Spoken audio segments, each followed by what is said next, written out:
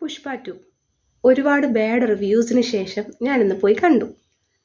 ഈ പറയുന്ന റിവ്യൂസ് കേട്ടപ്പോൾ ഒരുപാട് നെഗറ്റീവ് ഫീലിംഗ് ഉണ്ടായിരുന്നു ഫഹദ് ഫാസിലിനെ കുറിച്ചു. പക്ഷേ എല്ലാ കാര്യങ്ങളും വ്യക്തമായിട്ട് ഫഹദ് ഫാസിലിന് എന്ത് പറ്റിയെന്നും എല്ലാം ക്ലൈമാക്സ് ഭാഗത്തിലും എല്ലാം ഉൾപ്പെടുത്തി തന്നെയാണ് അത് ചെയ്തേക്കുന്നത്.